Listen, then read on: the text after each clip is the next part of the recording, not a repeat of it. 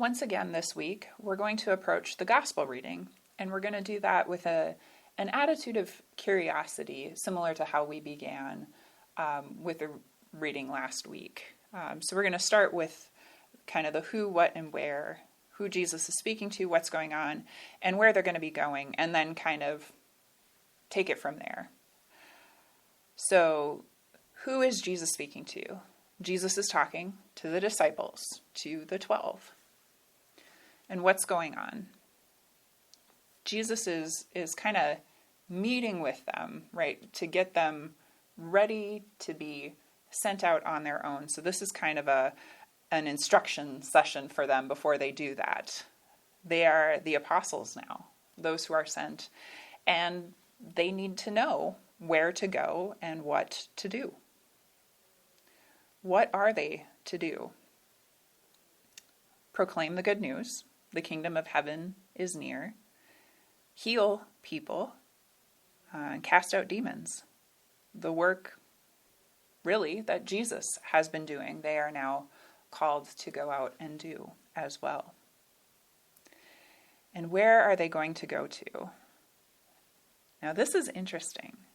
For this first mission, this first sending, they are to go to the people who already have somewhat of a background or an understanding of this. It's not an immediate, go out to every place and everywhere immediately right away, but rather start by reminding those who are already part of the group what this all means. And that is something I think we can take a moment and reflect on and go a little further with this week. How do we remember who we are? How do we remember our stories, our lessons, our heritage, so that we can go a little further into this whole faith in life thing and live out this identity as Christians?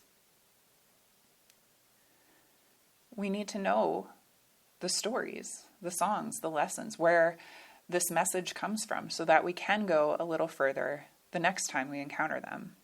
This really is a lesson for those of us here who can learn these lessons over and over again and remember and remind each other too. The time to go out to all the nations is coming, right? We know that. The Great Commission, we talked about this at the end of Matthew. But the time to learn it for ourselves and teach each other is here first, before that happens. So, okay, how do we learn our stories? And I think we could expand that a little bit when we think about this concept, just as a concept. How do we learn our stories? Any of our stories, the anecdotes that we tell our friends at dinner parties, or our family, legends and stories like that. The story about great uncle whoever that caught a fish that was this big on that trip to Alaska, right? And the 2-hour struggle after a long day on the boat, right? Yeah, we know that story. How do we learn that story?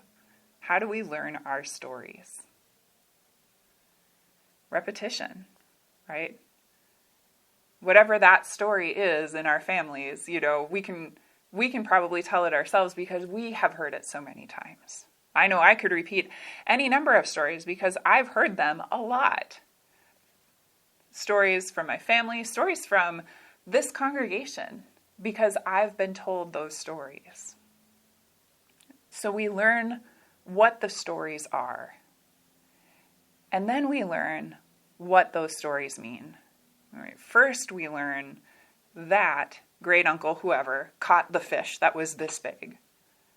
But then maybe 5 retellings later, we start to think about the persistence that it took to actually catch that fish, to spend that time, to keep going when it would be easier to quit, to after an hour and a half, just cut the line and call it a day.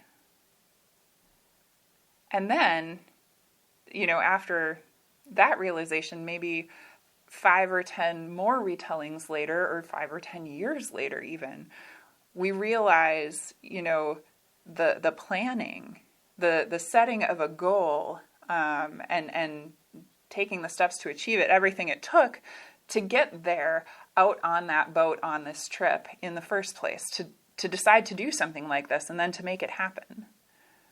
And there's the way that the story is told and retold too. Is it with, sort of admiration? Like, wow, can you believe great uncle whoever did this, caught that fish, amazing.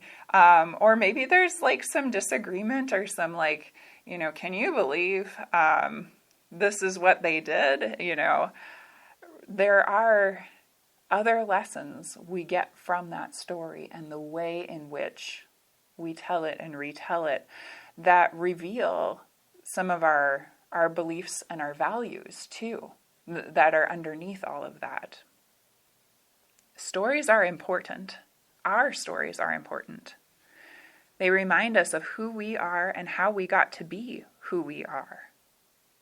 Our faith stories are important for the same reason.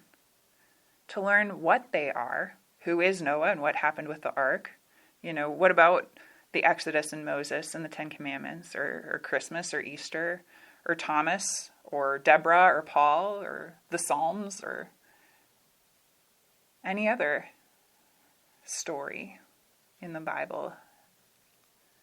These things tell us about God, about God's relationship with God's people. They tell us about us too, about our lives, who we are, and how we got to be who we are, so that we can go out and live authentically as ourselves in that identity. And that really is kind of the whole point for today. We learn these stories, we learn about our God, our faith, and our values when we learn about and remember these things. We recognize that our heritage and ultimately our current understanding of ourselves is rooted here. We tell and retell the stories and sing the songs and talk about the life, the current life that we're living, and how all of this fits together. And we'll get to that next step, but we've got to spend some time with this one first. And this is a good place to start, too. I think that might be another element in this passage. The apostles' first step is to go to people who would already know something of this and remind them and work with them there. And we can do that here as well, We can start by, reading through the lessons for the week one more time, or going to a Bible study or a class or something, telling each other the stories, what stands out to you about, the people in the stories, or ask a question about it. Take a step. For the apostles, it's not always going to be totally comfortable or easy or even safe for them to do that.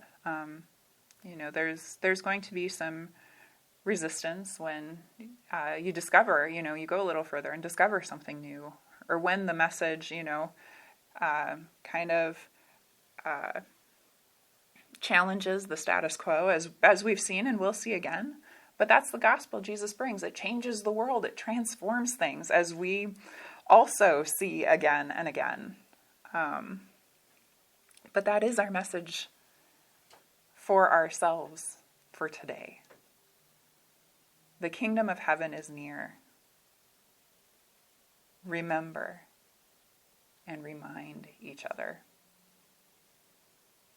Amen.